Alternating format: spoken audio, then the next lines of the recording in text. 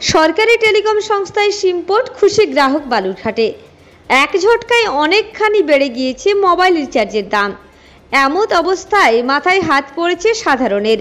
Private mobile telecom সংস্থাগুলো এক ঝটকায় অনেকখানি তাদের মোবাইল রিচার্জের দাম বাড়িয়ে দিয়েছে, যার দরুন মাথায় হাত পড়েছে জনসাধারণের।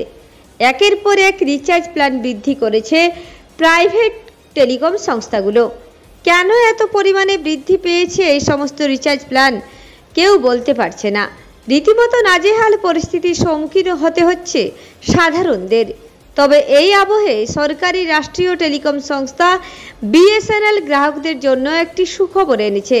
কেন্দ্রীয় রাষ্ট্রীয় টেলিকম সংস্থা বিএসএনএল এমত অবস্থায় অতি সুলভ মূল্যে ভারতীয় বাজারে তাদের রিচার্জ প্ল্যান ইতিমধ্যে ঘোষণা করেছে।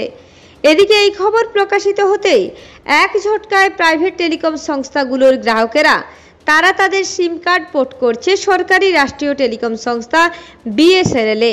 একাধিক বিএসএনএল অফিসগুলোতে অন্যান্য প্রাইভেট কোম্পানির গ্রাহকেরা তারা ভিড় করছে এবং পোর্ট করছে তাদের সিম এই কেন্দ্রীয় টেলিকম সংস্থা বিএসএনএল-এ। ঠিক একই ছবি ধরা পড়ল দক্ষিণ দিনাজপুর জেলার বালুরঘাট বিএসএনএল অফিসে। প্রাইভেট টেলিকম সংস্থা থেকে তারা পোর্ট করছে কেন্দ্রীয় টেলিকম সংস্থা বিএসএনএল-এ।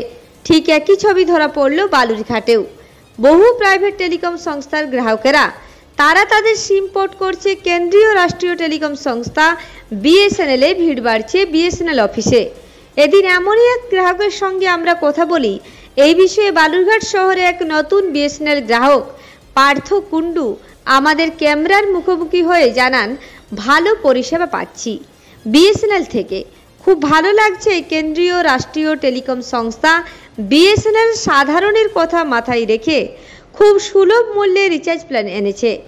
এমত অবস্থায় খুব সুবিধে হবে সাধারণের। অতি দ্রুত 4G পরিষেবা চালুর আর্জি জানিয়েছে গ্রাহক। পাশাপাশি পরিষেবা আরও অতি উন্নত মানের করতে হবে। কেন যে বিএসএনএল যে একটাই উদ্দেশ্য পোর্ট করা, জিওর ব্যালেন্সের রিচার্জের দাম বেড়ে গেছে, এই জন্য আমি জিও থেকে বিএসএনএল পোর্টে এসেছি। এখন অবধি আপনি কেমন পরিষেবা পাচ্ছেন? ভালো, সুন্দর, ভালো। ফোন ভালো যাচ্ছে, ফোন আসছে, নেটওয়ার্কও ভালো আছে, নেটও ভালো আছে।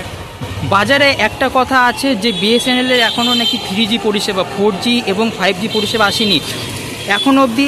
এই মতো অবস্থাতে বিএসএনএল আপনি যে পোর্ট করলেন, তো এখানে আপনি কেমন পরিষেবাটা পাচ্ছেন বিএসএনএল-এ? দেখুন, সিমটা তো বাজারে কিছুদিন আগে তো বিএসএনএল কেউ করতো না, এখন এসছে যখন আস্তে আস্তে হবে পরিষেবাটা, কিন্তু ভালো। আশা করি আগামীকাল আরও ভালো হবে। দক্ষিণ দিনাজপুর থেকে জয়দীপ মৈত্রের রিপোর্ট, রূপসী বাংলা মিডিয়া।